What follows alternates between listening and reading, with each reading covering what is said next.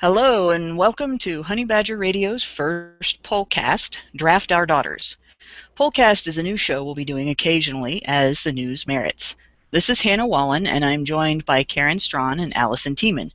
Before we get into this, though, let's do a little bit of mailbagging. Allison, take it away. All right. Well, thank you, Hannah, and everybody give her a great hand because this is her first time and she did better than I think I've ever really done, ever. So, I didn't want to say anything, Allison. I, I didn't want to hurt your feelings. I yeah. think you did fine, Allison. You being the delicate lady flower that you are, I knew you would be upset if I said that Hannah did like way better on her first time than. Yeah. Oh, Okay. just You guys cut it out. give me a break with all of that. Now delicate they're all lady gonna flower. Drag your sweaty sack this way. open the sack. See what comes out. Open it. Yeah. I know. I'm just astounded. Delicate lady flower. Yes. Also, but who is in possession of a giant sweaty sack? Okay. That- All right. It sounds like you're really after my sack. We need to know. Okay. Yes, the mailbag is what I'm talking about. Let's do it. Sounds Okay. like bag envy to me. Okay. Alex writes. Actually, just to give a bit of context, for the last couple shows I've been requesting, if you're not a patron currently, if you're a listener but you aren't supporting the show financially, and you're able to, so I get lots of messages saying, I just don't have the money, and I understand that, times are tight. But if you are able to financially support, I requested that you send in a message and tell us what would motivate you to support or why you're not motivated at the moment. And I received an incredible amount of responses from that request. So if you are a current listener who isn't also a patron, please consider writing in at topic@badgerpod.com and tell us why you're not motivated to be a patron and what would motivate you to be a patron. And I received, like I said, an incredible amount of responses. This is one of them. Alex writes, "Hey Badgers, I added my patronage to Honey Badger Radio today. I did this because of something Allison said in a recent video, Nerd Revolt 51, the UN versus Japan, which was to the effect of brick and mortar solutions to men's issues won't work. There needs to be support for these issues first, and that is where we help. This changed my perspective from seeing Honey Badger Radio as just an informative place, which helps me understand how people function, to one that has an achievable goal. Honey Badger Radio was doing this already, but until Allison pointed out that brick-and-mortar solutions don't make for an effective strategy to combating this enemy, I didn't notice what you were doing is the best solution. I'm still uncertain about how increased patronage translates to increasing the spread of your message.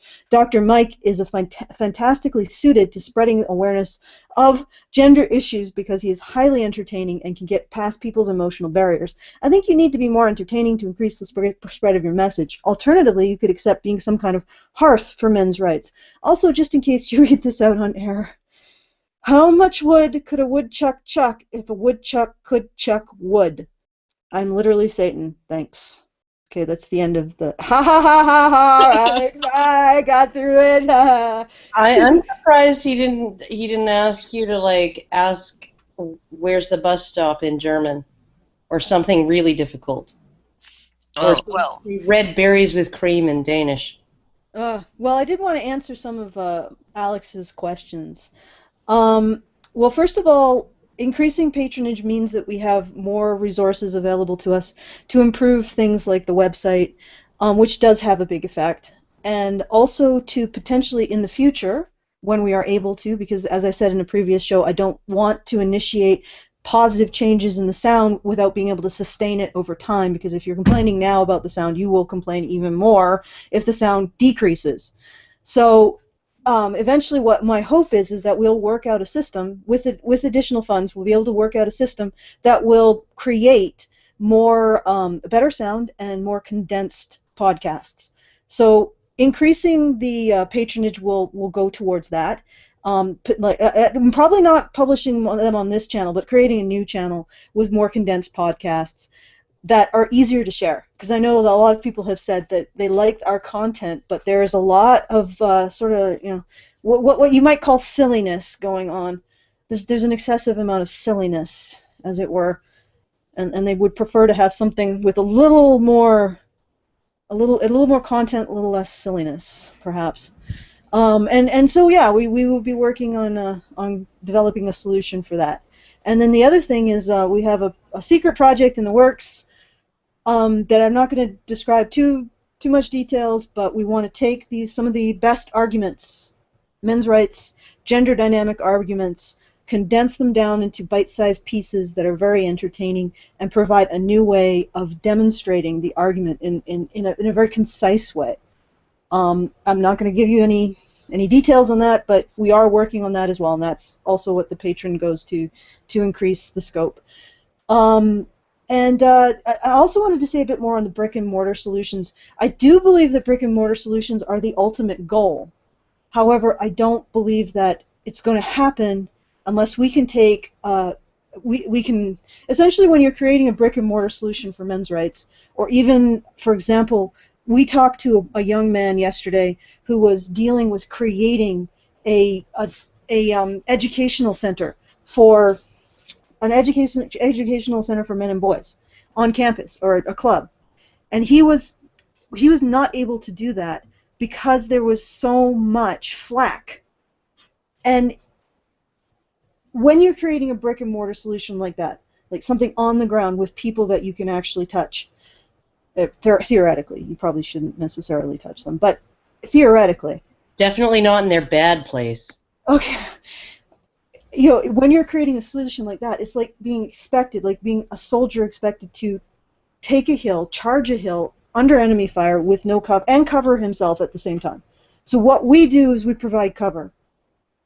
And that takes one of the tasks off these people, and hopefully they are able in the future to manage this better and better, creating brick and mortar solutions better and better. So that's that. And I wondered if my co-host or the host had any additional to add to that at all. Well, I think you're right as far as essentially you have to have some sort of foundation of public support before anything brick and mortar is going to last for any length of time. You need to have you either need to have donations, right, from the public, which means that you have to convince people. You have to have people out there who are aware of the problems, aware of the nature of them, and aware that there's something that deserves their attention, right? Or you're not going to get any donations, or you need the government to essentially shift its focus and sort of gain the political will to start funding these things, right? So if you want a domestic violence shelter and you're an Earl Silverman, and you're sort of like an army of one, and he really did try to take that hill under enemy fire, right? There were no airstrikes that he could call in. He had no backup. There was nobody covering him. He was up to his knees in mud, right? Completely outgunned by the opposition, and the opposition had airstrikes dropping bombs on him, right? And the effort completely destroyed him. And you can't expect us to be operating in a brick and mortar fashion in a political climate and a social climate where we're seen as harming people by doing this, right? Or existing. Yeah, for just existing, let alone like setting up shop somewhere. There's just no way. And the last thing that I want is to see more Earl Silvermans. I was friends with him. He was such a sweetie in so many ways, and so determined, and he just threw himself against the wall over and over and over and over again. And this is not how to get things accomplished. Like we really, it almost kind of falls in line with the topic we're going to discuss of the draft and the sort of, okay, so we're going to draft one soldier and we're going to send him to war, and it's all up to him, right? And or we're going to draft a bunch of soldiers, we're going to send them to war, and then we're not going to. There's no support for them. There's no funding for them when they come home. There's no backup. There's no nothing, right? yeah, no, that's not going to work. And so, and we can't be sacrificing some of the most passionate people um, by ordering them to take a hill on their own, single-handedly, you know, in the face of overwhelming odds. It's just not going to. It's number one, it's not going to work, and number two, it's not okay to subject people who are working with us to that kind of expectation. It's not okay. So yeah. Yeah, this is a situation where we are still pushing back against a public mentality that I think a lot of people don't realize it permeates everything. You know, people don't. Gynocentrism is not something that the general public is consciously aware of. You could say that the general public lives gynocentrism and is completely unaware of it. And under circumstances like the Silverman Center, that actually part of that happened because of people's inability to understand what he was trying to do and why it was needed. It's not just a matter of there being direct opposition. And although all of the things that Karen talked about did happen, there's also the issue of neutral people not really being neutral. It's very hard to convince people that men's problems need addressed as much as women's problems need addressed. It's very hard to convince people who aren't immersed in men's issues discussion and who have not experienced or had a loved one experience significant loss or damage because of a men's issue. Very hard to convince them that other men have gone through that and that it is not just bad for them but bad for society. It's systemic. Or even that they're deserving of remedy. And to add to that, the same reason why it's so difficult to get men's issues addressed is exactly the same reason it was so easy to silence Gamergate. Because the instant you start with the women's are being targeted, everyone's brain shuts down. Even people who have fathers and brothers and sons and husbands who've been through the ringer, they still, as motivated as they are to help the men in their lives, they're still more motivated by someone somewhere is hurting the women somehow. And we don't have any proof, but it's happening. We know it. And even to the point of believing that the reason the men in their lives are being harmed has to do with harming women.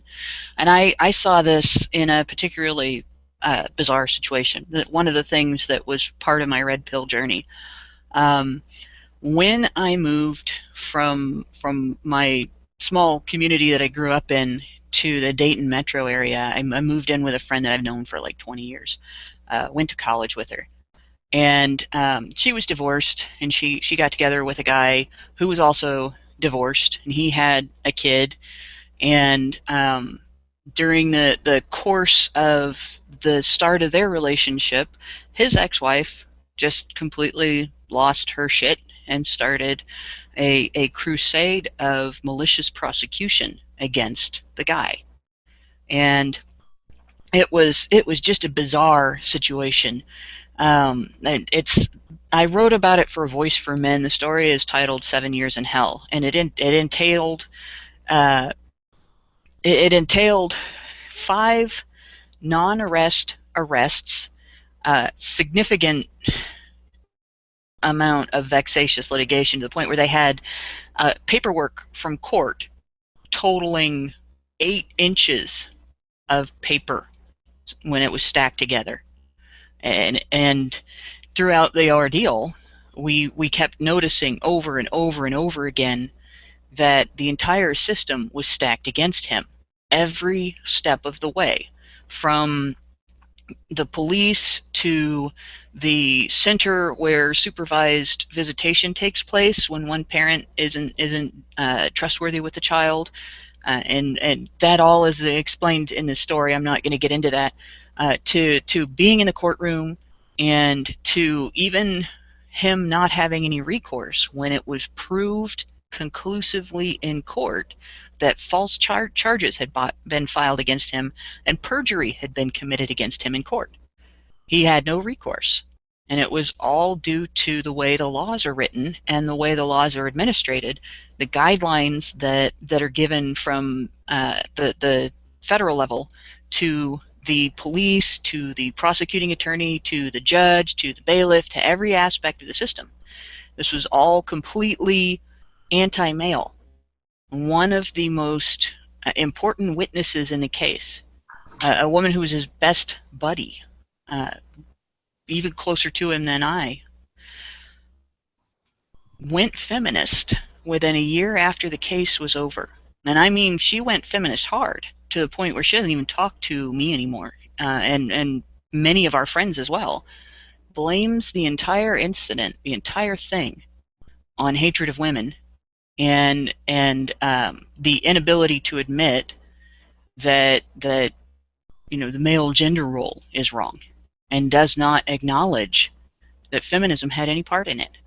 Won't even acknowledge the part that feminism had in shaping the Violence Against Women Act in a way that discriminates against men. And all right. So this is how bad it is with the public perception, and that's one of the reasons why what we do is a brick and mortar solution. It is so entrenched in the public mind and so easy for somebody to completely ignore the damage that's done to men, the attitude that's behind that damage, and the wall that they're sort of up against.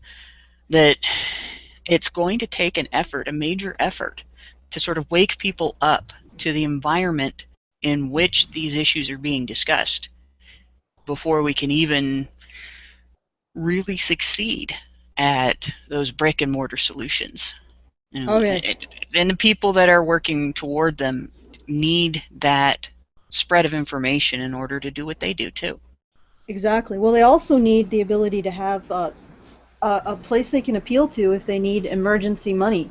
Right. So that's another thing. So, I mean, slowly we're building up a network of donors who potentially could provide the kind of resources. It's very slow, but it's coming, it's happening. Yeah. That could potentially do, we say these people need this amount of money, and that happens.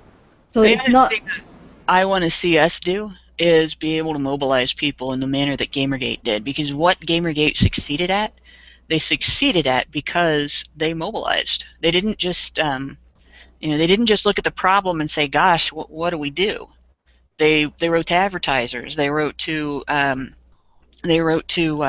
government agencies, and they wrote to the publications themselves and said, "Look, we're not satisfied with this. We would like to see the following change." And some publications did change.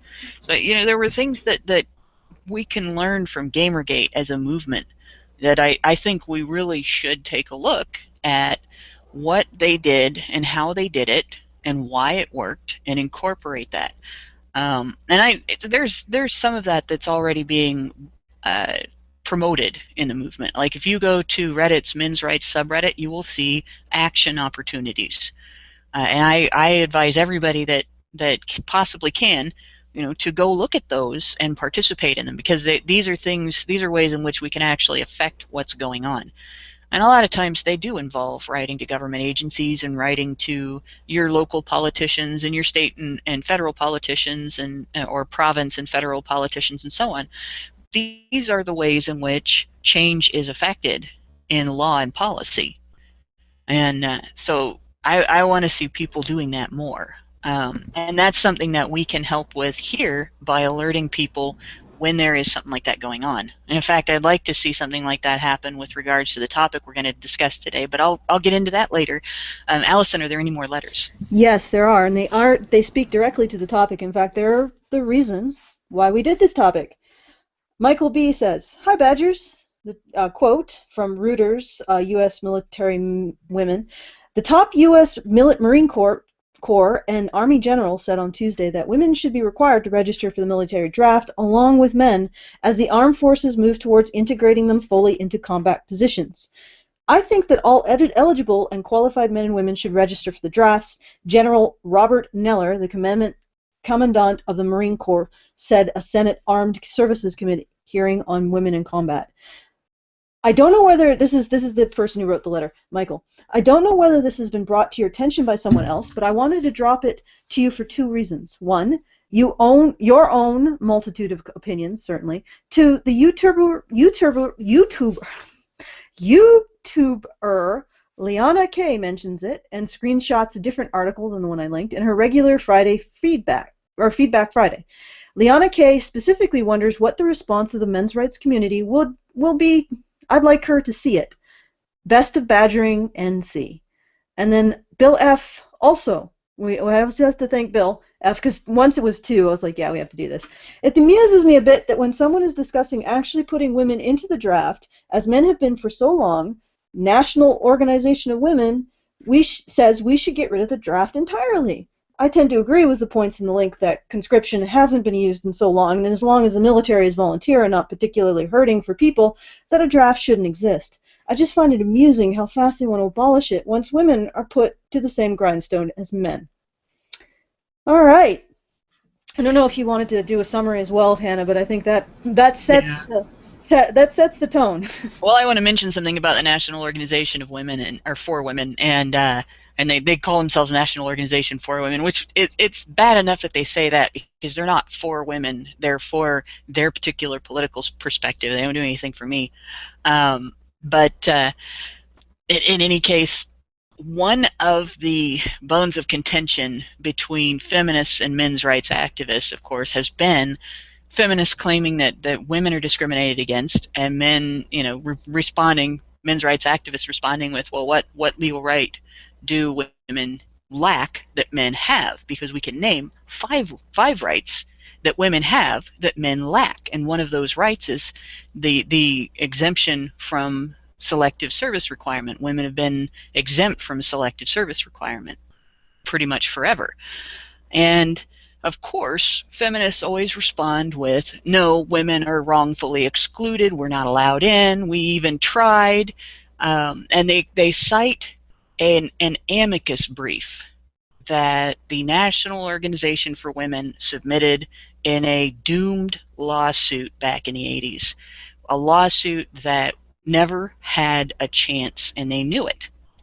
And one of my biggest pet peeves with that argument is that was lip service, and they know it was lip service when they talk about it, but they act like it was some kind of a gotcha. So for the National Organization for Women to come out now, because women are in danger of actually being included in the draft, and say, well, we think the draft it's outdated and it should disappear. To me, that's as much, if not more, of a gotcha. That's a smoking gun. They never meant for women to be included in the draft in the first place. The only time they ever have spoken up for it was when they knew they could use it as a means of arguing against being treated as unequal. The only time that they ever did it was when they thought it would be a smoking gun to counter a men's rights argument. They never have actually stood up for it when they thought it might become a reality. I would disagree. I would disagree with that a little bit. I'm going to put several caveats because on this. Well, remember though, this is specific to the National Organization for Women, because there are feminists who have fought for this, but it's not that organization. There was someone for the National Organization for Women who was in a public debate against Phyllis Schlafly. It was televised. I think it was William F. Buckley Jr. moderating or something like that. It was a PBS debate. Barbarossa had it. Barbar had it on his he's used the clip on several of his videos, where Phyllis Schlafly said that the ERA, The Equal Rights Amendment would give women nothing that they didn't already have, but would remove privileges and exemptions that they currently enjoyed, right? It would give women no more rights, but would remove their privileges and exemptions, including the draft. And the representative from the National Organization for Women, the person that she was arguing against, said, yeah, no, we're for that. So, and I think that there was a core of a very, very staunch second wave, everything needs to be purely equal feminists, just going by what Warren Farrell has repeatedly said of his experiences in the National Organization for Women during the second wave, that there were some individuals, even high up, right, in that organization who really took a very objective equalitarian stance.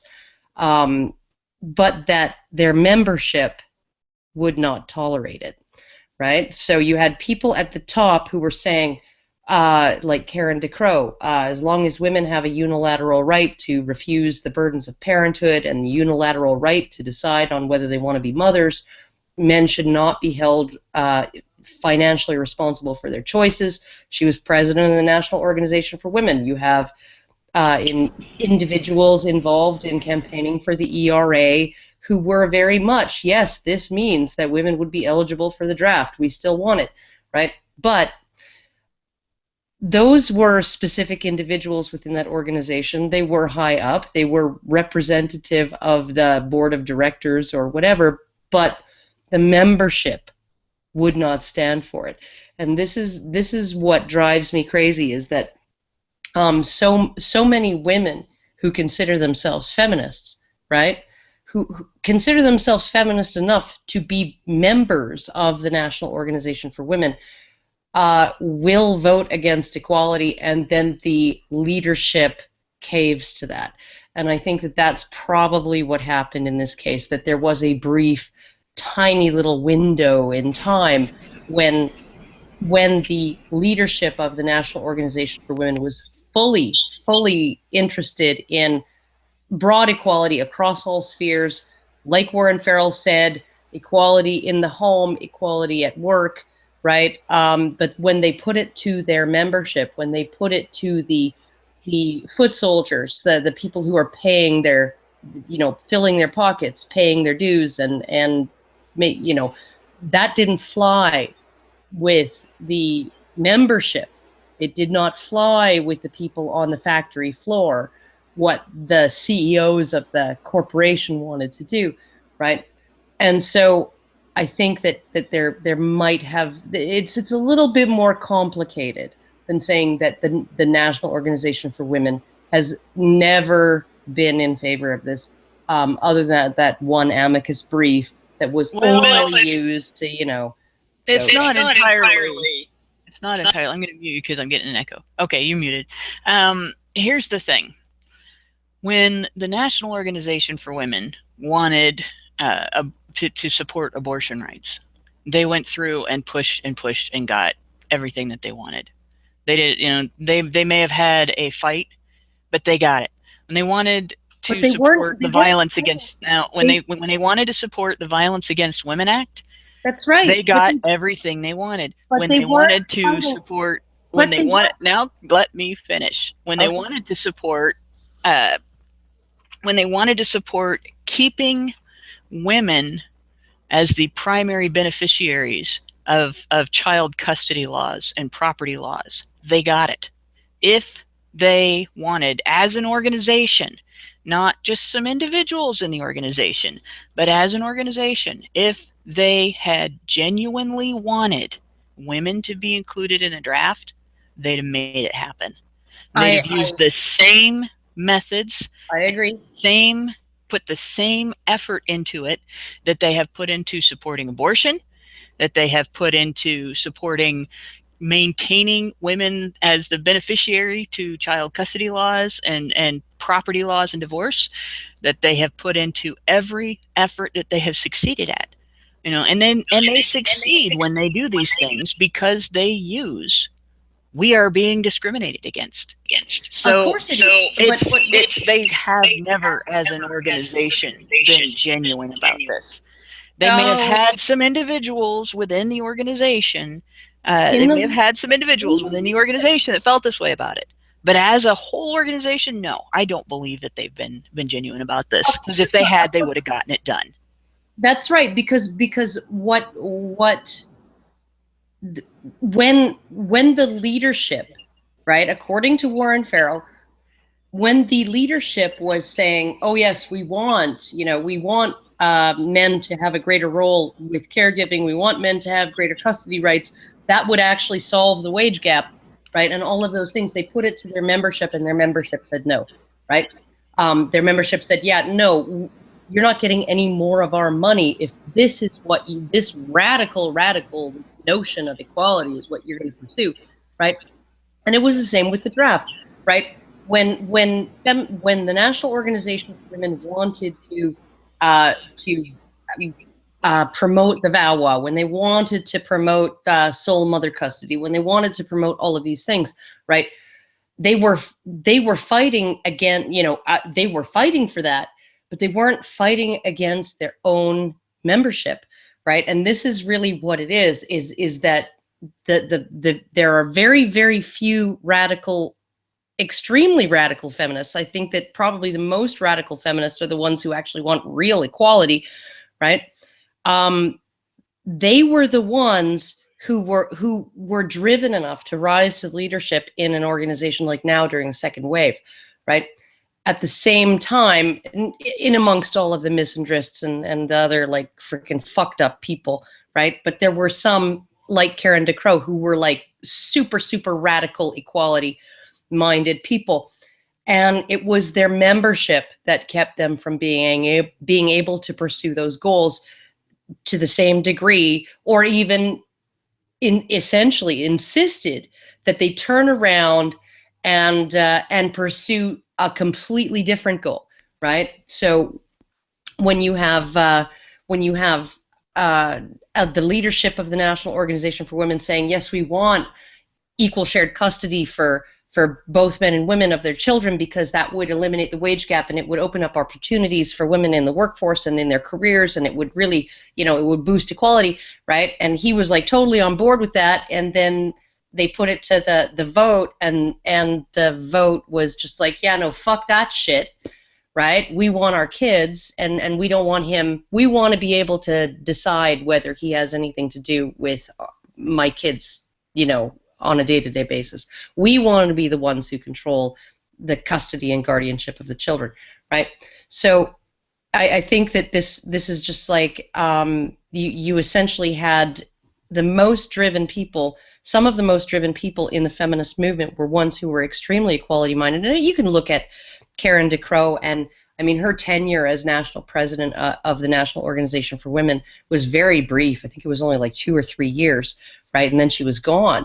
And during that time, maybe it was slightly after she was done there, she argued in front of a court as successfully that men should have the right to legal paternal surrender. She won that case. It was overturned on appeal, right? And child support is still a thing for men who didn't consent to become fathers. But she fought tooth and nail. So I think that, and she was president of the National Organization for Women. Yeah. What this shows though, is that among feminists, women who want true equality, who want both true accountability and equal treatment for men and women under the law, are a minority, a very scant minority. Absolutely. And they don't have a lot of legal impact. The ones that have the legal impact are the ones who want the benefit of claiming equal treatment under the law without the drawbacks that go along with it. But I'm gonna read something just to give people an understanding of what we're talking about today. This is in reference to some actions that have taken place recently on Capitol Hill. California Representative Duncan Hunter and Montana Representative Ryan Zinke have teamed up to introduce a bill to extend selective service representation or registration requirement to women. Selective service is, for those who don't live in the United States, selective service is a system by which wartime military conscription is carried out in the U.S. To date, only men have been required to register, and only men have ever been drafted into the U.S. military. There's only been one time when they've seriously considered drafting women, and they were not considering drafting them for combat. They were considering drafting them for service in as medics and nurses, mostly nurses. However, women's eligibility for various areas of service has changed recently, and that has changed the consideration regarding the draft. One of the reasons that women have never been eligible for the draft is because they've never been eligible for combat positions. And these two representatives who filed the Draft America's Daughters Act did so to force congressional debate on women's role in the military after the expansion of women's eligibility for combat. In December, Defense Secretary Ashton Carter ordered an integration of every area of the services, opening previously unavailable combat roles to women who qualify. These representatives, both veterans, have called the decision reckless and dangerous. They cite differing opinions among military leaders as one reason why debate on this issue is needed. And this is basically the situation. The Secretary of Defense made this decision after being told by leaders in the military that it was a bad idea. Now, there was debate within the military. There have also been military leaders who said, yeah, we want to do this. And there's debate on Capitol Hill as well. Politicians on both sides of the fence, politicians who are ex-military and politicians who are, are lifelong civilians on both sides of the fence regarding whether women should be eligible for every area of service. And we're talking not just combat roles, but elite soldier positions as well, things like Navy SEALs. They're not talking about doing like Israel currently does and keeping that segregated so that there are female units and male units. They're talking about having men and women work together. And so, of course, the debate includes such things as whether or not women should have the same standards for fitness, the same standards for physical capability as men in order to fill these positions, and it's become a rather complex debate. They really sort of have to settle on the logistics of it, and they're putting the cart before the horse in this situation by integrating all of these areas and ordering integration of all of these areas without nailing those details down first. I think that, like, in terms of how the draft is applicable to all of this sort of context, right? I don't think it's a complicated question at all. That women should have been eligible for the draft the moment they got the vote. That is when that should have been an obligation on their part. And and I think that you can hold the opinion that women should be excluded from combat roles, right? But still be eligible for a draft, right? There's combat roles. Infantry, right, is not the only role, right, to be played when a nation goes to war, right? And women can serve all kinds of, and even if it's not even military conscription, but civil conscription, right? So when all of these guys get drafted to go, even into their support roles or their conscientious objector roles of being the cook at the military base or whatever, right? That women end up being put to work. Because, it's not just your army that goes to war when your nation is at war. It's your entire nation that is at war, right? And so why aren't we insisting that women be conscripted to fill the jobs of the men who were drafted? Why aren't we requiring them to, put aside their own, enjoyable lives where they get to choose whatever the fuck they want to do, right? And not making them go and fucking fill the jobs that the men who were drafted were forced to leave. Why aren't we doing that, right? Like it's infuriating, right? Because the entire thing, there is no way on earth, right, that a draft that affects women identically to the way it affects men is going to put women in their millions, even if we go to World War III, on the front lines of battle in foxholes with freaking machine guns in their hands and 80-pound fucking rucksacks on their backs. It's not going to happen. They're going to be posted somewhere else. They're going to be put in some other role because they're not going to be fit to do that job, right? So there's no argument that, oh, we're going to be sending our daughters to their deaths. No, we're not. We're going to be sending our daughters to their marginal inconvenience. Their lives are going to never, ever underestimate.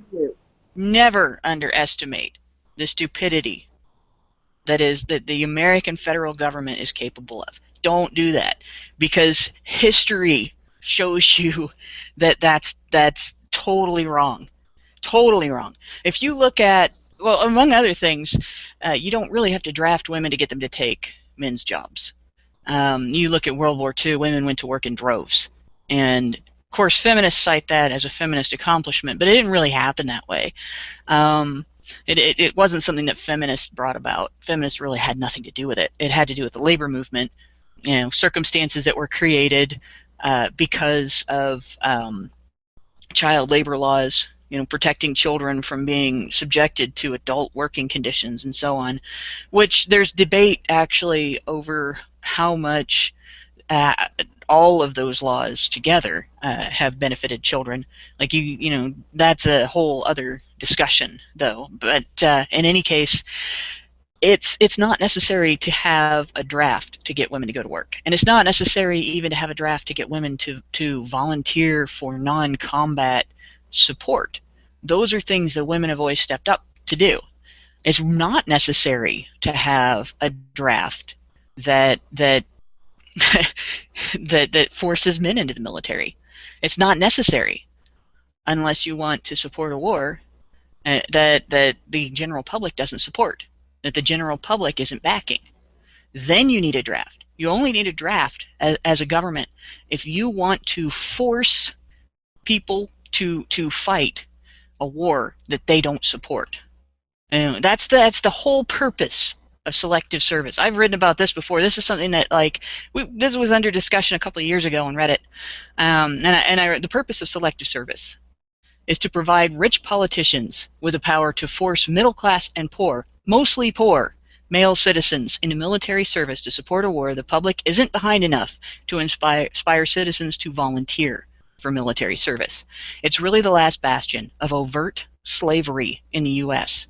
It presumes government command of men, representing the assertion of state ownership over a man's will, his body, and his life, and of the right to sacrifice all three for the state's chosen purpose, whether he agrees with it or not. And the penalties for failure to register are significant. And it's like you have to visit Selective Services website. I'm not going to go over all of them, but it can keep you from being eligible for certain types of jobs. It can keep you from being eligible for certain assistance for college. It can mess with your ability to it doesn't mess with your ability to get a driver's license everywhere, but there are some states now that require young men to register for the draft when they get their license renewed the first time they're over 18. And it is a felony to fail to register for the draft. It can be prosecuted. It is not regularly prosecuted, but it can be prosecuted as a felony. It can cause you to end up in jail, which in turn can affect your ability to vote. It's not directly tied to the right to vote, but it does impact the right to vote.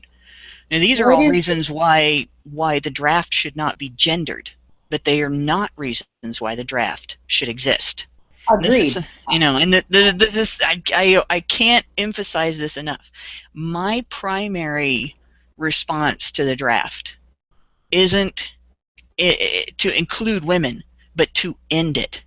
Just completely get rid of it. But if we're going to have it, then and we're not going to end it, then damn it, women shouldn't be excluded. Women shouldn't be exempt. If we're going to call ourselves equal, and women are called equal, if women are going to call themselves equal, and if women are going to receive all of the legal benefits of citizenship, then we should have all of the legal responsibilities. And I say this as a person who probably would have been, God, I can't think of the deferment label for it, but not fit for service during the years when I was of draftable age. Unless, of course, we were in a war, and then that's when these things get relaxed and they let people in that they wouldn't have let in before. And I know that because it almost happened to my father. He tried to enlist, and his eyesight was so bad the military wouldn't take him. And he tried to cheat by memorizing the eye chart, and then when they were like, wow, his eyesight's really good, and he wanted to show somebody, and he told him to look down the street and read the license plate on a truck down the street, and he's like, what truck? So he didn't get in.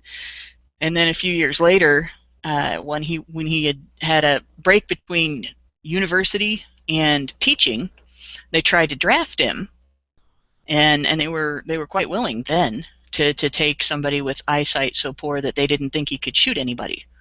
They just needed warm bodies at that point. So, as in my situation, when I was in high school, I considered signing up for military service. I thought about it mostly because of the potential for getting my college paid for.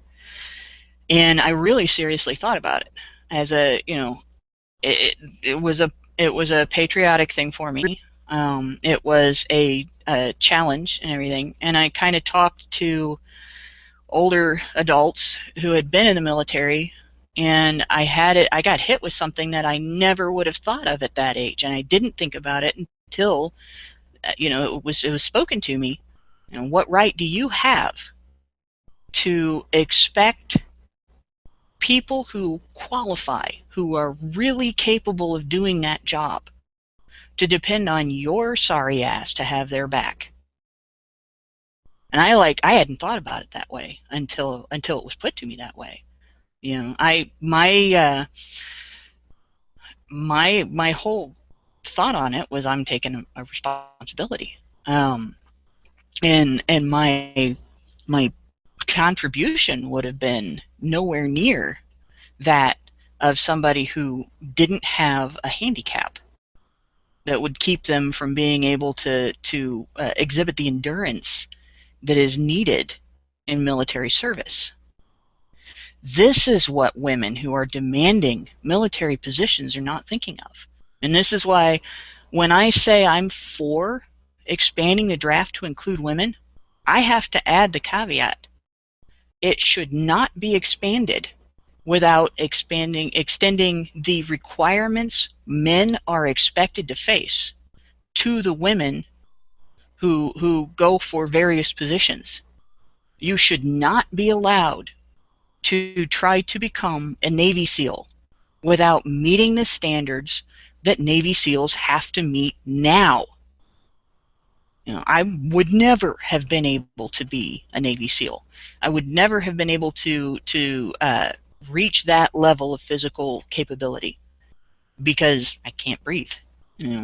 Not completely can't breathe, but my body is not going to hit that level, no matter what I do, no matter what I try. And no matter how it fit would be, that woman is, she won't meet that right. standard. It'll destroy her body within 2 years. It would not be fair for me to demand entry into that elite force. It is wrong for women to demand entry if they can't meet those standards. And that's where I am on it. Fine, you extend the draft to women, but as soon as you do, you have to stipulate that in order to fill positions that are physically demanding or extremely risky, they have to meet the same standards that men have to meet in those positions. I would actually go even further and say that women don't belong in those positions, and it's not because I don't think women should be subjected to like machine gun fire and all of that stuff. It's because of the way introducing women into a group of all men, right, changes the way the men are. There is a subconscious shift in how the men relate to each other, and they will absolutely. Sometimes you do need to leave a man behind, and they'll do that if it's a man. They won't do it if it's a woman. And it's just, it really is, and it's. I'm not even saying that it's like some kind of flaw in men. Male-male cooperation among humans is one of the most amazing, stunning things that you will ever see. Cooperation between unrelated males. It is unprecedented in the animal kingdom, and it is responsible for everything that you're looking at when you look out your window and you see cars and houses, and you see the window that you're looking through, right? And how it's got argon in between the panes to insulate, and every single fucking thing that we depend on every day is a result of human men's ability to cooperate with each other, and it's a unique ability in the animal kingdom. It is fragile because of that, right?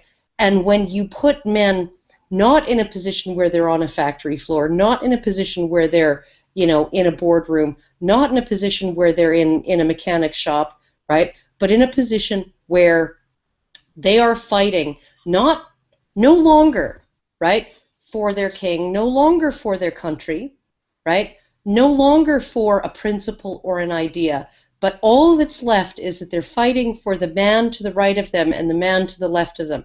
That's what they're fighting for in those extreme circumstances. And when you put women in there, something is lost in that bond between men.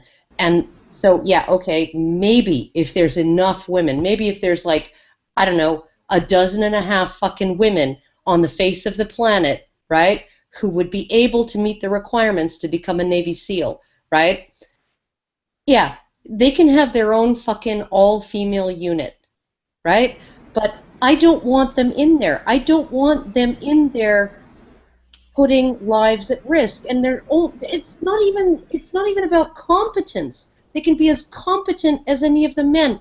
They're still putting lives at risk. And not only that, they're putting themselves at risk because there was an article by an ex-Marine, a woman, right? She essentially said, okay, at the end of my stint, at the end of my tour of duty, here's what my body looks like, right? I can no longer have kids, right? My period went away for long enough. I don't know if I'll ever get it back, right? I have permanent bone loss and will have early osteoporosis, right? There is just, I have stress fractures in every freaking long bone in my body, right? There is just no way that women physiologically are built for the kind of stress, right, that men are expected. It's just so. I mean, it doesn't help anyone. There are numerous areas that demonstrate that, actually. I wanted to point this out. This is another story, but this is one my father used to talk to me about. There was a girl in the junior high where he taught that went out for football. And, her 7th grade year, she was about the same size as the boys. They didn't expect it to be that bad. She ended up with broken collarbone. She ended up with broken ribs. She had a terrible time because her bone structure, at the same size and weight as the boys, her bone structure was not sufficient to handle the same level of force that boys' bone structure was sufficient to handle. Men's bones are thicker and heavier than women's bones. Men's body frame is actually made to support more weight. Men are biologically superior in the sense of handling that particular type of physical stress. You know, they have a superior capability, and this is something that can't be driven home enough.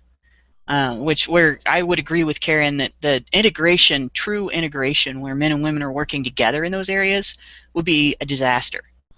And it would be a disaster for the men, and it would be a disaster for the women, but it would be a disaster for the men in more ways than it would be a disaster for the women, because the men would suffer everything the women would suffer. And then they would also suffer everything that you suffer when you have to pick up somebody else's slack. And that's unfair to both sexes, but it's more unfair to the men. And so what the Israelite military does, they have elite units of women. They're not the same as the elite units of men.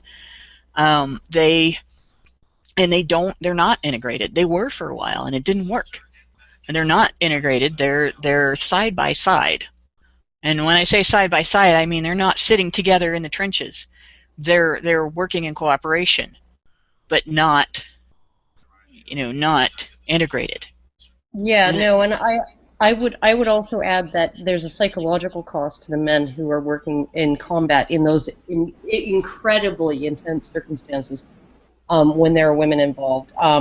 That like there's a reason why there is this huge rhetoric around sort of band of brothers, fraternity, right, and sort of we're all brothers here and all of this, right? It's there to evoke a sense of the kinship bonds, right, that men really respond to when it comes to being able to relate to other men, right?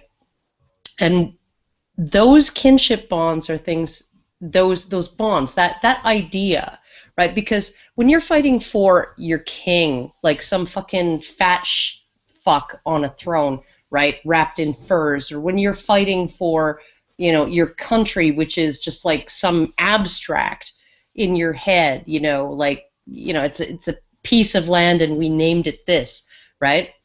Even when you're fighting for your culture, right?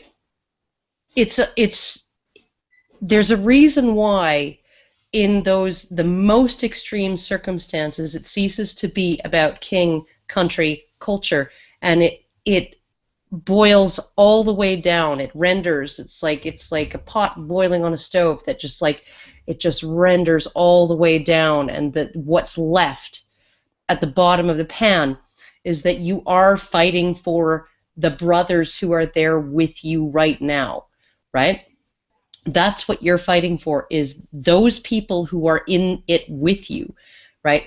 And I think that rendering down of things to the man to the right of me and the man to the left of me, right, and the feeling of brotherhood that is engendered by those all of that rhetoric, right, that you get in basic training in the military and all of that.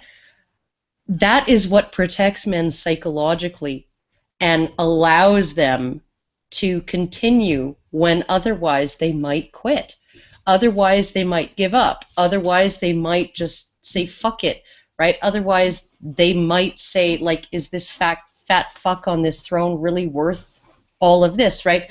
So, I mean, if you want your military to be effective, and I'm not even saying that this is like a great thing, that men would see things in this way and be willing to sacrifice themselves for, on the altar of someone else's ambition or whatever, right? But that if you want your military to be effective, you really need to have that psychological, that sort of the kernel of psychology, that it is your brothers that you're fighting for at that point, right? That's what allows men to do those things, right? And when you introduce women into it, that sense of brotherhood, maybe with some women, maybe with certain women who are like, really butch and really asexual and really, maybe there's a way, maybe there are a few women who can be in there, right, and still be treated and thought of by those men as if they are men, right? but I think that if those women exist, they are few and far between. And it just gets in the way. It just gets in the way of the psychological protection, right? Because if you knew that you were participating in a dirty war, a war that was just, you thought you were liberating a country, but really your government just wanted their oil or whatever. If you knew that when you came home and you killed all of those people and you bombed all of those places, right? And you did all of that and you saw all of that horrific shit, right? And you came home, right? At least you would still have that sense that I was fighting for the men to the right and to the left of me, right? But if you introduce women into that, I don't know where that is going to go. I just don't. There we go. Bad mute button. I think it could be very damaging, and I can say that for a number of reasons, and one of them is it goes right back to football. Somebody in chat, who's an anti-feminist pig, was mentioning that feminists like to brag that there are about 200 girls in the United States playing football right now, and that even some of them are even linebackers. And I want to point out, 200 is pretty minuscule compared to the number of boys that play in this country. And it says nothing of what schools they play in. It says nothing of their injury rate, and it doesn't say anything about the environment they might create on the teams that they play on. I've known one woman who talked about having been a football player when she was in high school, and I worked with her, and she created the worst work environment I have ever experienced because she was so self-important and so insecure. And if she brought that to her football team, I can't imagine what that did to their season and their experience. If that's just in an athletic contest, something that it means a lot to the people that are involved in it, but it's not life or death. And if you bring something like that to an environment where your decisions and the decisions of the people around you are life or death, it's extremely destructive, and it's extremely dangerous. You cannot wreck the brotherhood of the military like that and expect it to continue to function. And this is like I put out an article today actually on the Honey Badger Brigade blog in response to an article on the Blaze titled "I Will Not Allow My Daughter to Be a Victim of Gender Equality." Granted, it's a conservative publication, so of course women are victims of equality. But and then the title of my response is "The primary victim of equality is not your daughter." This is one of those instances. Women don't understand male bonding, women can talk about male bonding all we want. We can talk about it until the cows come home, but in general, like as a gender, as a whole, as a population, women do not understand male bonding. And you can see this in the way women talk about their husbands going out with their friends. You can see it in the way that they talk about their sons and their fathers and the things that they've done, with their lives, the way they talk about men's sporting activities, the way they talk about video games.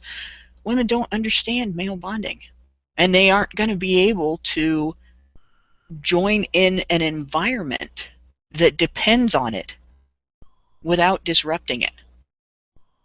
It's going to be more rare than those 200 female football players to find women who can become a part of a team where your life can depend on male bonding and not cause death. No, I completely agree with that. I think, as my opinion on the draft is women deserve to be inconvenienced at least as much as men. And so they should be drafted, and they should be drafted even if it's just to pick up litter off the sides of fucking highways. If there's a war and men are being drafted, women should be drafted too. and they should be paid the crap money that men who are drafted are paid, right? Without the hazard pay. They should be recruited. They should be fucking recruited. It shouldn't just rely on, oh, now we have an army of men who've been drafted, right? And we have a volunteer fleet of women who are willing to no inconvenience women, because if you inconvenience women, just fucking inconvenience them, right? You don't get to sit at home, right, and rely on your husband's paycheck who's off fighting a war. No, you got to actually go and fucking do some shit. You got to put in some effort, right? Maybe women would be less likely to vote for people who freaking would, institute a draft. Yeah, and it meant less likely to vote for people who feel entitled to just start wars, with every nation that we have any minor issue with, or start wars over financial issues, and start wars over corporate issues and things like that. We have been, during the last century, we have created so many problems in the world doing that. We have created so many problems for ourselves. And I would encourage people to write, or to read it's a book called Wilson's War. There's a second part of that. I got to look that up. But Wilson's War, it's not the movie Charlie Wilson's War. It's Wilson's War, how Woodrow Wilson's great blunder led to Hitler, Lenin, Stalin, and World War II. And this is, when you look at the ability of wealthy politicians to force the poor to fight their wars for them, and to use that to involve a nation in things we have no business getting involved in, or to take actions that we have no business taking. What that does is create a circumstance under which one leader's mistake can have such far-reaching consequences that the vast majority of people will have no idea how much he affected.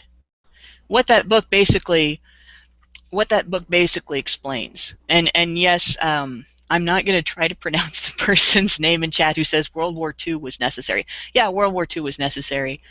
World War II was necessary because of World War I's end. World War II was necessary because the United States, having entered World War I, made a difference in the balance of power that existed at the end of World War I, that allowed abuses to take place by the people who won the war. And those abuses led to circumstances which empowered abusers, of power, that led to World War II. So yeah, World War II was necessary, but it didn't have to be. In World War I, the United States didn't have to get involved in that. The United States shouldn't have gotten involved in that. And if the United States had not gotten involved in that, what is happening today might be entirely different. We might not be talking about any of the war environments that we're talking about today. You could even trace very loosely, and I'm not going to try to do it on the show today, but you could even very loosely trace the Cologne incident back to Woodrow Wilson, making him really, in his own way, the worst president the United States has ever had.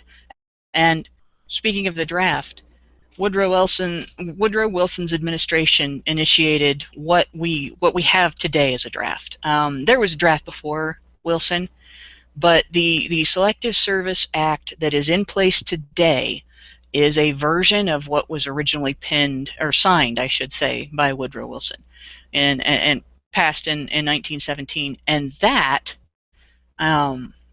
was done before World War I. The administration started drafting before World War I. They started drafting in preparation to enter that war when there was no indication that we were ever going to have to. So it looks to me, looking back in history, like that was intentional. It was planned, and they just were looking for an excuse. And when they found one, they sent men over to die, to fight and die. They impacted the balance of power. They impacted the future balance of power, and they impacted pretty much, well, they affected and led to pretty much every military conflict that has taken place in the areas where there was conflict during World Wars I and II, even up to today. And this is one of the reasons that I am so staunchly in opposition of the existence of the draft at all. They would have had to sell the idea to the American people if they could not have drafted the poor and sent them over to fight. You know what puts me in opposition to the draft is actually what's going on in North Korea right now. Because in North Korea right now, what they have is a military and civil draft of men, right? All men, every single one, but that doesn't apply to women. Women are allowed to work. Women are allowed to get the jobs, right? And in North Korea, an official job is one that's paid for by the government, right? So all men are required to either work in the military, be in the military, right, or work in an official government job. They don't have a choice. The government says you're gonna report to the military, or you're gonna report to your assigned government job, right, or we'll put you in prison, right? Now the problem with this, right, is but women can also join the military, and women can also, work in these government jobs. They just don't have to, right? Now, the problem that enters into this is it leads to unbelievably a resentment on the part of women toward their men, right? Because women don't have this obligation, right? And so they can engage in cottage industries, right, and then buy and sell goods on black markets, right? So these government jobs pay next to nothing. Sometimes they don't pay anything for months on end because the government can't make its payroll, right?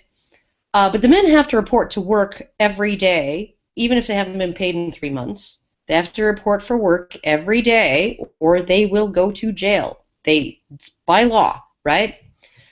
Whether they are in just like an office job or whether they are in the military, right? They must report to work or they go to jail. The women can engage in these black markets and bring in 10 to 100 times as much money as their husbands. This is something that is not unique to that area. This is something that was discussed in chat too. There's a number of nations that have mandatory service for youth, varying degrees of it. Not everybody does exactly the same thing, and there are of course black markets everywhere. I wouldn't be against something mandatory, if there were a trade-off for it.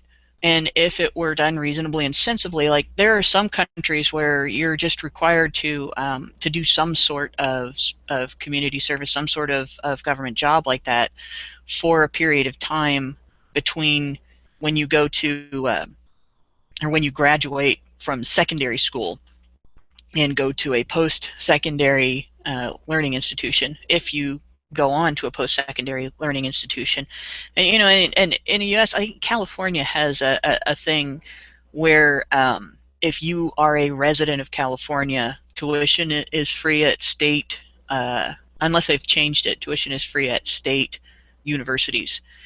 I could see that being tied together. You come out of high school. No, community service is not mandatory in the USA to graduate high school. Somebody in the chat is saying it's mandatory. It's not.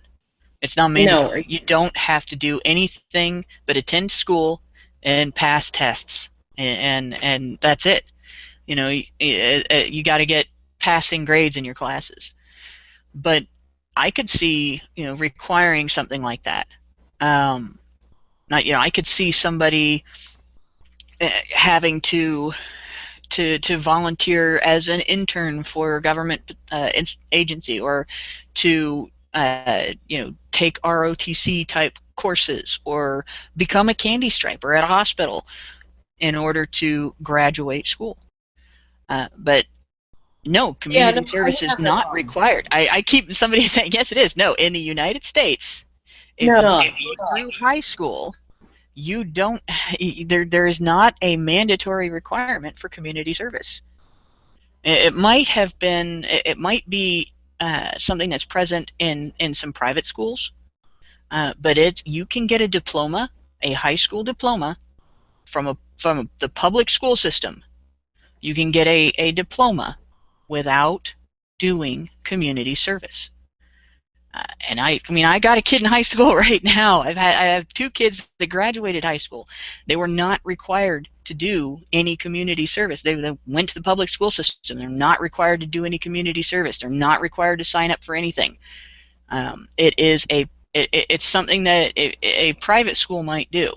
It's something that if you were subjected to it, it was a requirement of your school system. It is not a federally mandated requirement in the school system. But there are nations that do have that. There are nations that you can't be considered a high school graduate if you don't engage in some degree of community service. I'm all for that. What I think is stupid with the draft is that they will take people who, like, one of the complaints about drafting women is one of the complaints that Walsh wrote in the Blaze article. He describes women as egregiously unfit, because, frankly, he's right. Women are spoiled. Women in the United States are spoiled rotten. We are entitled to things that we don't even realize are entitlements. We take them for granted so easily. Unless we are put in a position to notice them, we take them for granted so easily that we don't even realize men and boys are denied them. We never get told we have to man up unless there are unusual circumstances facing us. The only reason I've ever had to toughen up about things is because the people who cared for me when I was growing up were faced with a thing they couldn't spare me from. Other girls don't necessarily go through that, and I wouldn't have either if my parents could have done anything to prevent it. And this is something that I don't think most of the people involved in this debate are taking into consideration. I mean, when men get drafted, and I'm going to go back to when my dad in the draft, when he had to go in for evaluation the second time, and this is a story I only have vague memory of because he only told it to me a couple times. But he's standing there in a room, and there were men who had already been processed that were lined up on the other side of the room, and they were waiting to be assigned. And there wasn't some system that went, well, this guy's, he's only like 5'5", and he weighs 98 pounds, and you can tell that he's been a nerd all of his life. He's completely out of shape. We're going to give him an easy job. They didn't do that. A sergeant came in, and he went down the line of men, and he had everybody count off 1, 2, 3, 4, 1, 2, 3, 4, right down the line. And once they had all counted off, he said, "All right, everybody that said 3 step forward." Everybody that said 3 stepped forward. And he goes, "You guys are all United States Marines. Come with me." And one of them had to be carried out of the room because he passed out. It didn't have anything to do with their capability. It didn't have anything to do with how prepared they were. They just picked randomly. And they put guys in Marine infantry who had spent their whole lives doing nothing that would have prepared them for that. There was no poet's exemption. There was no lover's loophole. There was no anything that these guys had recourse that could say, I can't be a Marine. I don't have the capacity to be a Marine. Can I be in the National Guard instead? They didn't have that option. You know, and yeah, no, they didn't. No, and what it's really what I want to really blow a gasket about, and I'm trying to explain this as calmly as possible. We've talked about forced service, having a service requirement, and extending it to women, and putting women in positions that they're capable of being put into. When for 100 years, men have been forced into to basically manning up and making themselves able, making themselves suited for positions that they are not suited for which when they are dragged in, they are egregiously unfit. When a man who is egregiously unfit is told, you're a Marine now, deal with it, he either deals with it or he dies in combat. And if he doesn't deal with it, his comrades can die in combat too. So when we talk about drafting women, but putting them into the light positions, what we're really talking about here is taking up the light positions with women and putting more men into the heavy positions that have been drafted, putting a higher percentage of male draftees in danger because they have less chance of getting a desk job or getting a job in supply or getting a job in behind a computer where they're directing the guys who are carrying the guns. We're making them more at risk for being the warm body behind a gun and being the warm body that has to face one. I don't know how you guys feel about that. I don't know how Karen feels about it. I don't know how Allison feels about it. But as the mother of a guy who is a nerd, who could be dragged into the military because some politician in Washington decides that the price of oil isn't right, or he's not getting enough votes, or his popularity is not where he wants it to be, and sent into a military force where he's going to get killed because he doesn't have the same qualification as maybe a guy who's been an athlete for 10 years.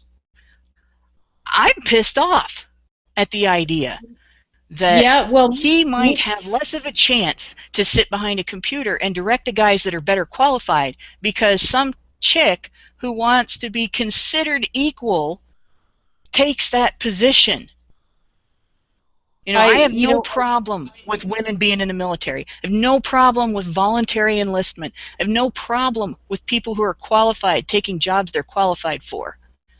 But it pisses me the fuck off when people talk about it like there's not any damage done to men by bringing women into the military by force and then giving them the cushy jobs. I don't want to give women the cushy jobs in the military, actually. What I want to see is I want to see a parallel conscription. I want to see women having to pick up fucking garbage in parks. I want to see women having to frickin' be the garbage man. I want to see women having to take over the sewer workers' duties when he was frickin' drafted. That's what I want to see. I want to see women having to do the actual shit work, right? The actual shit work that makes society function, because and I know that it's poor men. It's mostly poor men. It's mostly men who are doing the shit work, right, of society, who are going to be the ones drafted. The ones who are upper class, the ones who they're doing their PhD, right? They have their exemptions, blah, blah, blah, right? It is the ones who are working the shitty jobs, right? They're pumping gas, right? They're doing all of those things, right? Yeah. So for every man who's pulled out of one of those jobs, to go and fight, right? Whether he's fighting behind a computer, fighting by flying a drone, fighting by like being an infantryman, fighting for whatever. Yeah, no, let's conscript a woman to fill his fucking job until he's home. The only problem with that is what happens then to the men that don't get put into those jobs. There's every chance that a man would have done that job, even if a man gets pulled out of that job. There's every chance that another man would step up into it. You gotta look at the big picture. You gotta look at the big picture. The big picture is that women can be inconvenienced. That's fine. Right? But the problem with any time that you decide a woman gets a job where she's not getting shot at because a man is getting pulled out of that job to get put into one where he will be shot at, you're still doing more harm to the man than you are to the woman. The man is still the biggest loser in that. Not loser as in, God, you're a loser, but loser as in you just lost the game. You just lost the gambling round. You're the one that has to now go get. You're the one that has to now go get. I don't know. Get in the level of condition where you can handle being shot at. You can handle facing IEDs. Yeah, but women are the biggest fucking voting bloc. Okay, yeah, they are. They are the largest voting bloc. And do you think that if women knew that if there was a draft, right? If there was actually a draft, and oh, my husband could be drafted. That's a big disaster for me. Oh, and also, I've been drafted, and now I got to go work at the fucking 7-Eleven, right? Okay? Graveyard shifts, no less, right? And I just have to make it work, because if I don't, I'm a deserter, right? And I can be fucking punished. I can be criminally punished, right? You know how to get women to work the graveyard shift at 7-Eleven? Because I can tell you, I had to work the graveyard shift at the gas station I worked at. You get women to work those positions by putting conditions on their lives, putting conditions in their lives where they have to be the breadwinner of their family. They're the ones that are responsible for their family's income. I didn't go work at a gas station because somebody came along and said, you know what, Hannah, you got to go work at this gas station. I went to work at a gas station because the government took my husband's income and gave it to a woman who quit a $40,000 a year job to collect more child support. There you go. The government drafted your husband, and then you.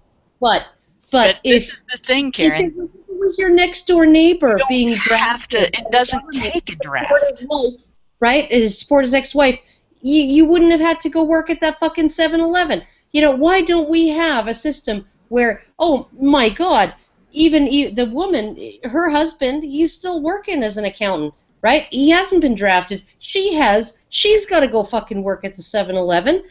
It's not because her circumstances of her life have imposed upon her, right? It's because the government has said, you're going to do what I say right now. Why do we not have that? Why is that so fucking inconceivable to people? You know what happens when you put an entitled princess to work at a gas station? Sure. She can show up every day. She can be rude to the customers. Who can care when it happens to you? Whatever. You're the person that has to pick up her slack. Or you're the person that has to teach a 20-year-old woman how to use a mop and how to actually position a sink drain plug in the sink so that the water doesn't drain out of the sink, who has to deal with somebody who, when you send them to clean puke in the restroom, they add to the mess and come running out in tears. This is not just, you're talking about this as if the only people affected by putting an entitled princess into a position are the princesses who are inconvenienced by that situation. They're not. Everybody who has to depend on them, everybody who works with them, everybody that they are supposed to be taking care of or providing service for, everyone in that environment. So it's exactly like those Marines who now have to deal with a 5'8" guy who weighs 98 pounds who passed out when he found out that he was getting drafted into the Marine Corps. Yeah, like no, across the board, equality, inconvenience everybody, fuck everybody over. Like honestly, nothing is going to fucking change unless women have to put up with a little bit of fucking dirt on the hem of their skirt. I'm sorry. This is not something that should require a government intervention any more than the government should be drafting men. It shouldn't, I'm more for ending a draft entirely. Me and too. I'm more for using eligibility standards as the litmus test that keeps women from attempting to do jobs that they can't do. That if you don't meet these eligibility requirements, I'm sorry, you can't have this job. If you can't sustain your health under this circumstance, I'm sorry, but you can't have this job. And as far as who cannot operate a cash register? Who cannot grab packs of cigarettes? I'm not talking about the cash register at this point. I'm talking about the infantry. I'm actually talking about both situations here. If you are not qualified for a job, you shouldn't have that job. And if they're gonna draft women and put them into like even the cash register position, why do they have the right to take the guy that was in that position out of it in the first place? What entitlement does your government have or my government have to take a man out of his life, his regular life, and tell him you got to go fight a war for oil? What right do they have to tell him you got to go back our politically motivated war? What right do they have to tell him to do that? It's one thing. It is one thing for people to step up when their homes are threatened and their way of life is threatened and say, I want to defend this. I want to protect my country. I want to help my nation remain safe. That is honorable and that is admirable, and people who do that should be honored and admired. And there should be a reward for that. But to advocate the federal government interfering in private enterprise and telling employers who they have to have in those positions and telling coworkers who they have to depend on in private companies because women are too spoiled to handle military jobs, and we want this pretend equality, this pretend equal treatment, and it is pretend at this point, because when you start equating getting told at a point in your life when you're completely unready for it, you're a Marine, come with me, with getting told, all right, now you got to run a cash register. You're not talking about equality anymore. But here's the thing. You're just talking about resentment and revenge, and it does not benefit the man who is told you got to be a Marine in any way at all for this woman to be told she has to run a cash register. She's not going to get enough of a hit from that to believe that or to change her vote, to turn around and say, oh, I'm going to not vote for these guys that might send people to war now. Okay, can I get in here for a sec? I just wanted to point something out. All right, we currently have conscription, and I assume that if there was a situation where the powers that be decided that there would be a draft, in my mind, there probably is the only way to really permanently get rid of a draft would be to include women, and then everybody would stop doing it, period. They would never have... The moment you drafted women, Israel is the draft. And anybody who says Israel is like, that Israel drafts women, yeah, they do. But they're a special case because they're like a tiny little country 17 miles wide surrounded by people. Surrounded by enemies. And they've been at war for how long? Their entire existence. So that's a completely different story. Okay, I'm gonna finish. Okay. All right, I have talked like once since the beginning.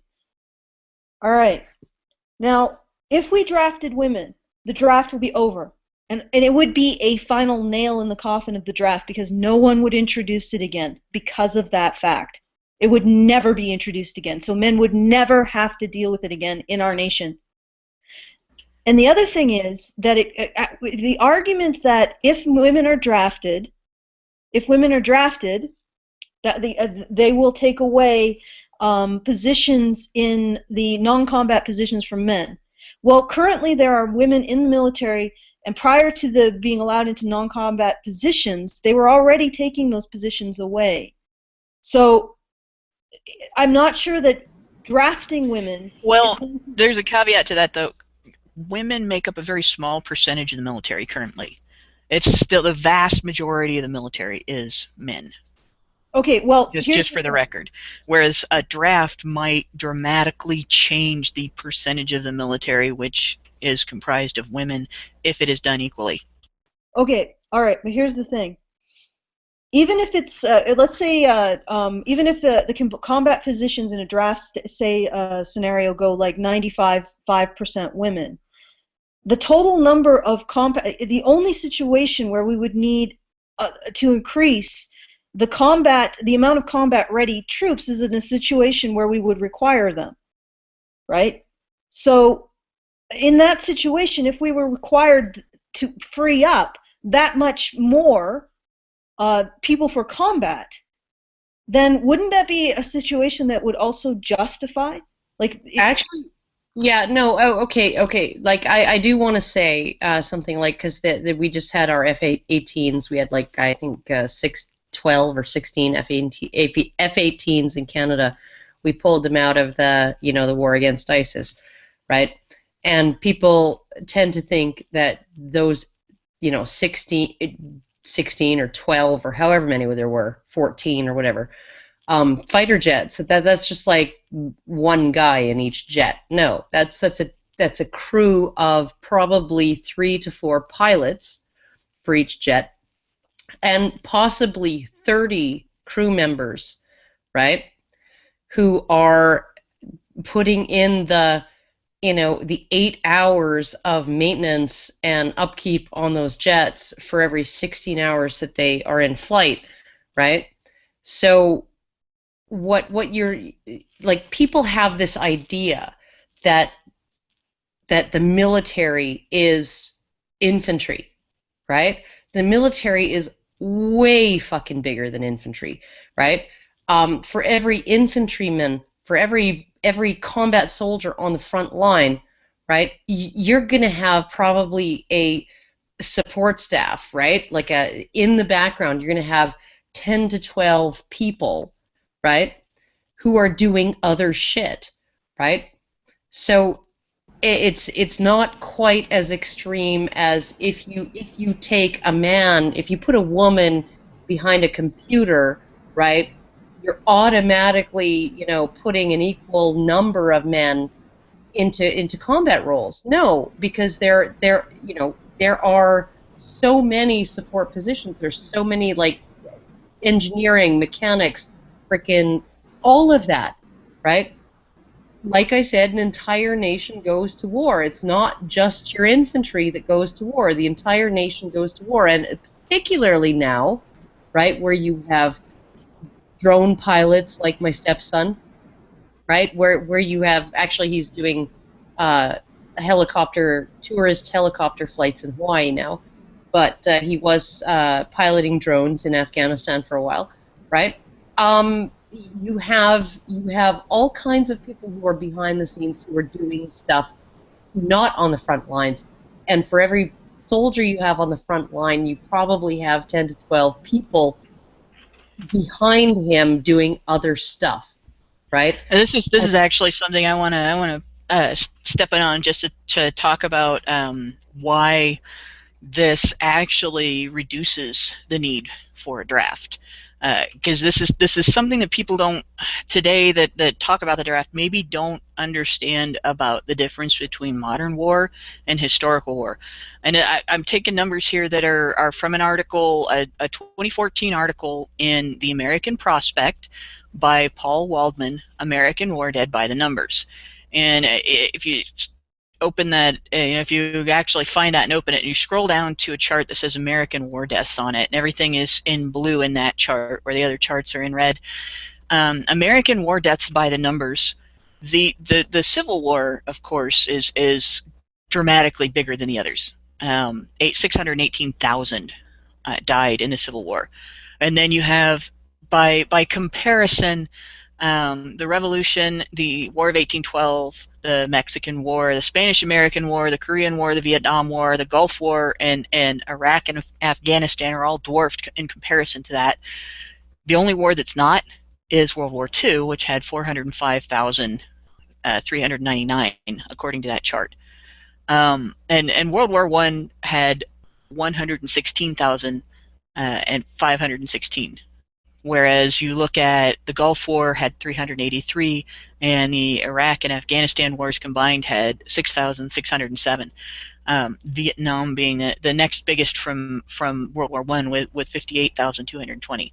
Now, what that tells you is that we are not losing men at the rate that we did historically. One of the reasons that the draft exists is to replace those dying men. If we are not losing combatants in these wars at that rate, then we do not have to replace them at that rate. And because we do not have to replace them at that rate, there is no excuse for forcing anybody into service. We don't lose the background guys. We don't lose the people who sit behind a computer and watch video from a satellite feed and tell the guys on the ground where the enemy combatants are. We don't lose the person who is back, in a non-combat area, maintaining the vehicles or working in a medical facility. We don't lose those people as easily or as often, and we do not lose the number that we were losing previously.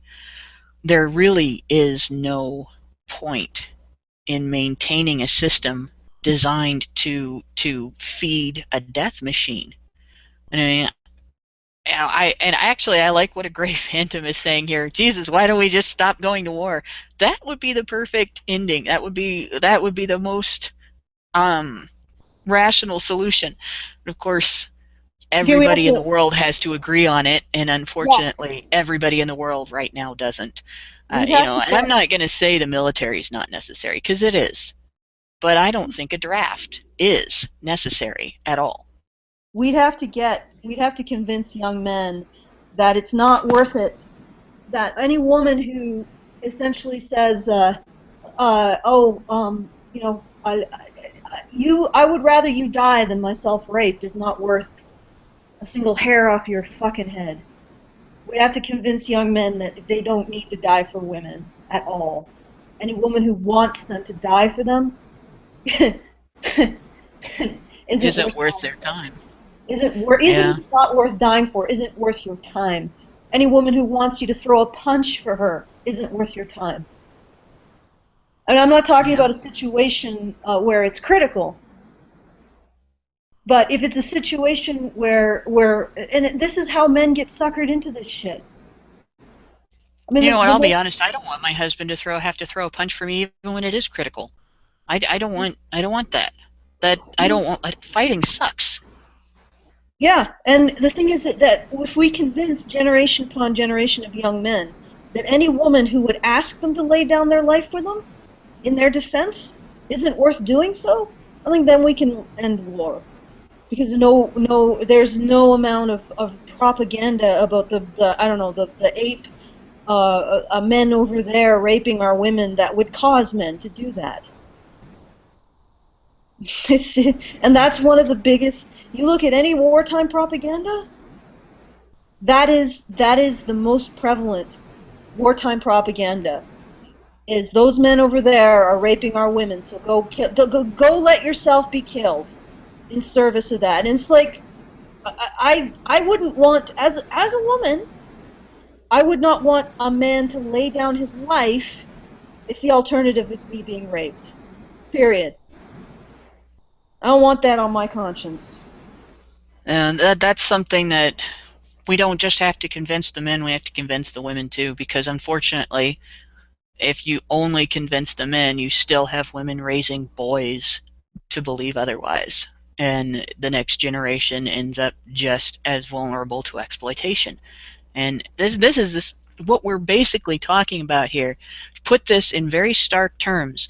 We are talking about the exploitation by federal powers, by the most powerful people in a nation, of the least powerful and the most caring and the most responsible people in a nation. People who will step up out of love for their fellow human being to protect and to serve and to care and to risk themselves for other people's benefit.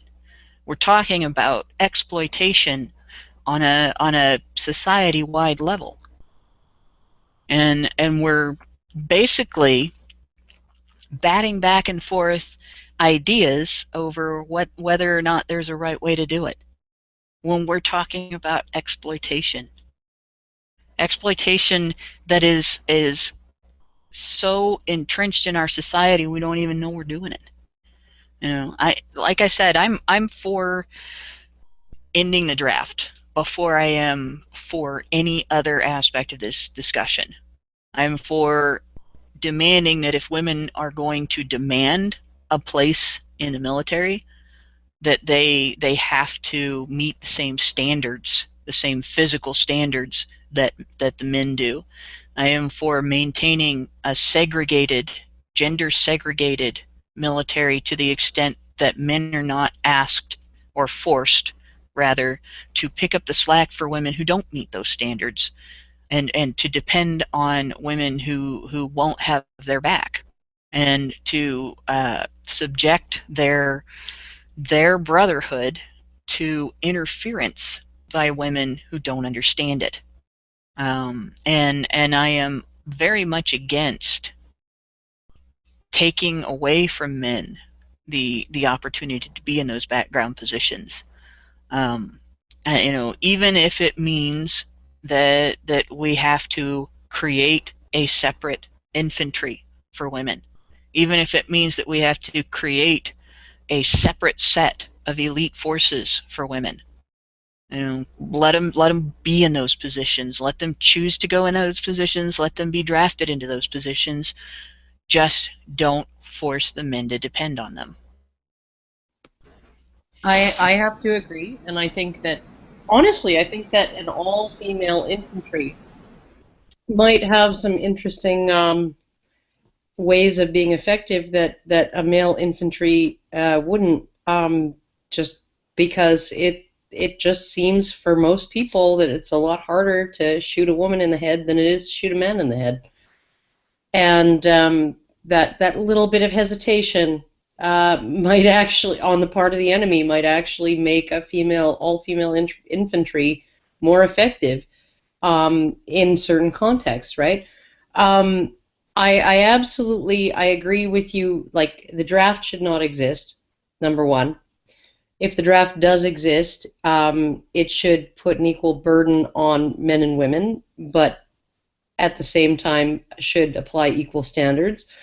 And that men and women in terms of sitting in a room full of computer monitors, right, and servers, that's one thing, right? But men and women out on the front line in an integrated infantry or elite forces unit, that's another thing, and I would have to see some significant research indicating that the levels of effectiveness are, number one, not impeded by women's lesser capabilities physically, and two, that the effectiveness is not impacted negatively by the change in the the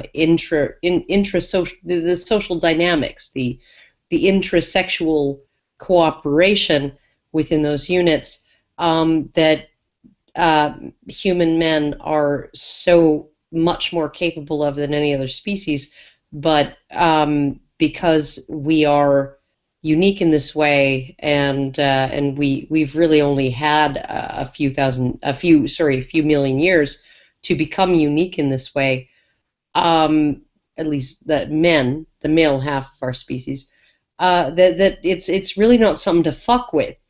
When we know it's effective, it's not something to fuck with until we know that fucking with it isn't gonna fuck with it, right? So I mean, there's a whole host of issues, and I would guarantee you that a lot of these issues, including the one that I mentioned about female bodies, even if they are capable over the short term of dealing with the conditions of combat, dealing with the demands of that over the long term it can be much more destructive of a female body than a male body. And so there's impacts there as well, right? I don't know whether any of the people in charge of the military have ever considered any of this. I mean, they implement a program that works because it worked in the past. And they implement a program of band of brothers, fraternity, you're each, your other's brother, blah, blah, blah, blah, blah. We're all family, blah, blah, blah, right? They don't know. I don't think they realize why that works, right?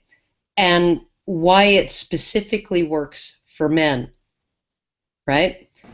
And how introducing women into that might impact that. I don't know if they actually understand the psychology, the reasons why that type of programming works in order to make these bonds form between men, super, super tight bonds, right? I don't know whether they understand it. And so I think that they just sort of, oh, we'll just throw some women in there and we can call them sisters and it'll just be just the same, right?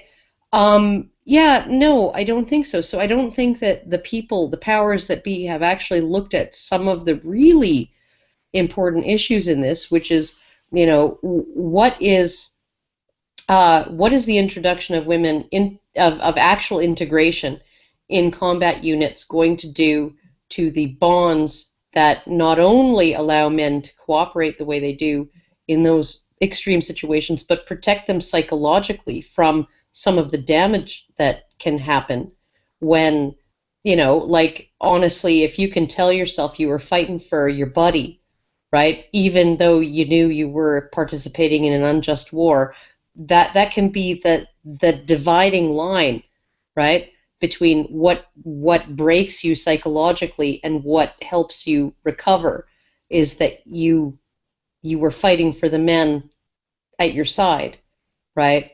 Even though you were doing something unjust, you had that bond and you're fighting for it, right? So, and then on top of that, the sometimes permanent damage that can be done to women's bodies when those bodies are subjected to the kinds of stresses that occur in combat situations. I don't know whether,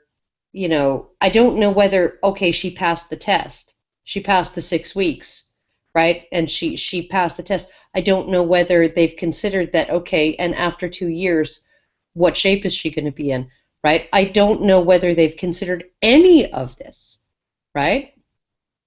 Or the whole idea that, I'm fighting for the man beside me, but sometimes we have to leave a man behind, but oh God, it's a woman, right? And we can't, and so we're all going to die to save her, right?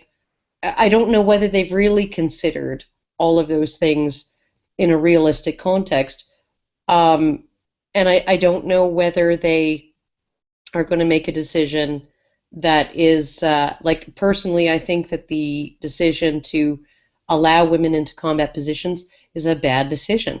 And I think I'm clear on the reasons why. And it's not because I don't think women should be, like, freaking every bit as, like that women shouldn't be expected to pick up a rifle and fucking defend their territory. I absolutely think that they should.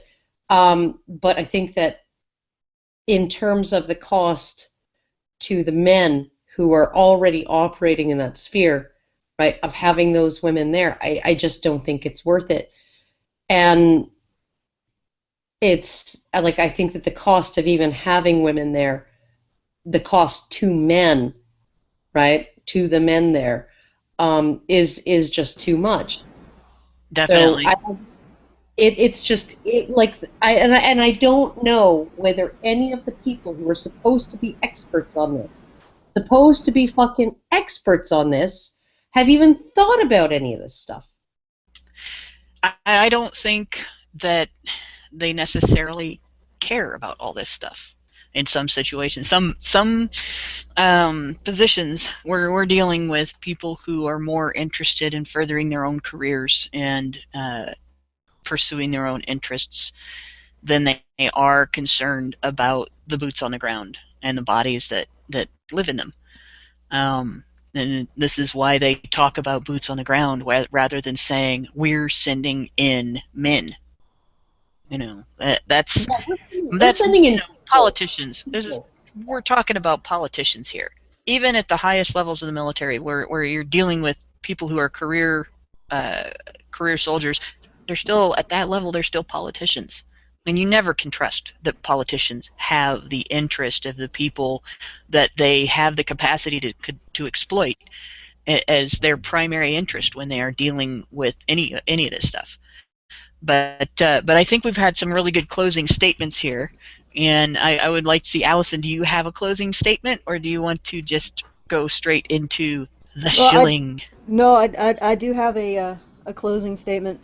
I would say this is a little bit counterpoint to Karen.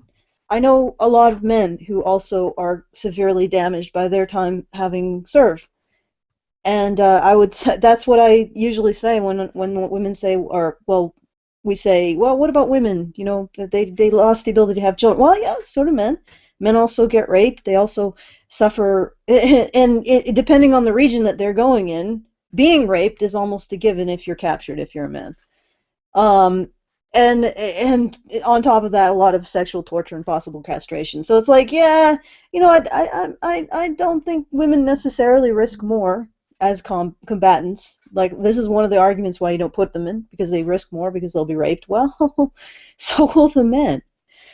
And unlike the women, they don't have a hole that was designed by evolution to facilitate being penetrated. So just consider that. And the other thing is that it's something that occurred to me while I was in the chat, and someone was talking about the effects of testosterone in helping men deal with risky endeavors. Well, there's something that I do notice about men. When they engage in fighting sports with each other, they usually have to buttress it with shows with pretty extravagant displays of ultimate cooperation called sportsmanship. So you'll shake hands with your opposition beforehand. You'll even give them a hug and shake hands with your opposition and give them a hug afterwards. And what's interesting is that women don't seem to need that, because estrogen seems to give women the ability to engage in violence against another human being without giving those sort of psychological nods to our ultimate cooperation. So it may be, and people, if you've studied what women get up to in wartime, you'll find that they're quite often very well represented in the ranks of the rapists and torturers in wartime. And that may be one of the reasons why, because they don't have that same more hormonal compulsion to cooperate with other human beings. So when they get violent, there are no stops on their violence. And they may be more psychologically capable of dealing with violence, which is why they can manage the torture that a lot, you know, and when there's a complete breakdown in society, it's women usually the ones who are doing the torturing and a lot of the raping of the outgroup, of the other side. Actually, that reminds me of a line. It was like a paragraph in a Guy Gavriel Kay novel, um, The Lions of Al-Rassan, right? Back when I was still reading fiction, and essentially it was alternate history, right? So he was essentially doing the invasion of Spain by the Moors, right? But putting a fantasy spin on it. And one of the things his Mohammed character said kind of offhand, right? Oh, torturing is women's work, right? Give them to the women. Torturing is women's work. Well, he's not too far off there. We have enumerated many of the many ways in which women can be cruel here in the past. We've talked about that before, and so I mean it's not that women cannot do this. It's simply that, at least in this nation, we're not in a state at all of I don't know, existence within society where we would be prepared to integrate. We are fully prepared for what we need to do if we were to have a segregated infantry where there would be female infantry. We could do that. We could do segregated elite forces. They might not do the same exact jobs. They might, be better off if they are geared to better make use of the traits that are gender specific, and the skills and talents of the people that are actually involved. But at the same time, like I said before, we are in a position where we could eliminate the draft, and it wouldn't make us vulnerable in the way that it would have made us vulnerable had it not existed in the past. But all of that said, I think No, I want to finish. Oh, okay. I didn't know that you hadn't. Oh no! When I start the shill is when I'll finish. Okay. All right. I promise you. Right into the shilling. Okay. All right.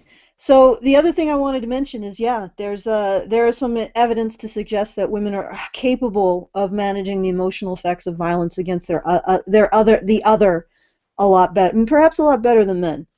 And I wanted to say that this probably has a survival rationale as well. So it's not just women are evil.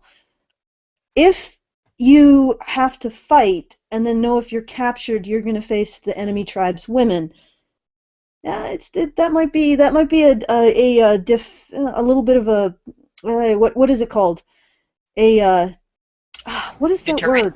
Deterrent. Yes, exactly. It would be a bit of a deterrent to actually fighting. But yeah, so that's something that it's not necessarily a bad thing, and I'm thinking that would help women as drone pilots. So, let's draft them into those positions then, if we can't do a combat. But like I said, it's not. We're talking about situations where societies go to war and are attempting to annihilate each other. It's sort of an interesting position. All's fair in love and war, as they say. Okay. On a recent video, and I mentioned this earlier in the episode, I was asked, what does honey badger do really? And I did go into the answer on this video, and I know we discussed it. But I'll just finish out with this. At the Calgary Expo last year, I put a great deal on the line personally. My future as an artist and comics creator, in my hometown no less. I put everything on the line to stand up for what I believed was right. A consumer revolt wanting ethics in journalism that had been unfairly maligned by those self-same journalists. And also men's issues that are marginalized, because if we had a balanced understanding of the vulnerabilities of men and women, media wouldn't be able to unfairly malign for groups calling for ethics in journalism with cries of, "What about the women's?" If everyone did what I did, and I'm not just saying me, but Hannah and Karen, they came with me. They faced the risk with me. If everyone did what we did, stand up for what they felt was right, regardless of the personal costs, this entire situation, a society with rising censorship replacing truth with false narratives, would be defeated yesterday. Think about that. Those people who are attempting to create services for men are being asked to do two jobs: stand up for the issues regardless of personal cost, and build much-needed resources as they do so. That's impossible. It's like asking a soldier to storm a hill and cover himself storming the hill at the same time. What we're doing by standing up for those issues regardless of the personal cost is providing cover for those who would storm that hill of men's needs. And as soon as the cover is there, that hill will be taken. To those of you who judge what we're doing and by judging us declare that the outcome of this fight actually matters to you, because you know what? If you don't care about this fight, that's fine. I'm not the kind of person who thinks, well, everybody should have the fight that I have. No. You don't care about this fight, that's fine. But if you judge us, that means you care about the outcome of the fight. Now, to you, I ask, would you do the one thing that will change everything? Would you risk everything to stand up for these issues? If the answer is no, then I suggest you stop saying to the people who are doing the one thing that will change everything that they're actually doing nothing at all. If the answer is yes, then do it. Now, if you're actually someone who recognizes what we're doing and that it needs to be done, but just can't take the personal risk, that's absolutely fine. This is not directed towards you. If you can't be the teeth, be the tail. Provide resources, morale, and information to the teeth. To those of you who have pledged your support, you are the reason we can stand, and we know you stand with us in spirit, and you have my gratitude, because there are no teeth without a tail. And if you want to become our tail so we can be your teeth, then you know where to go. All right. Are we ready? Yes.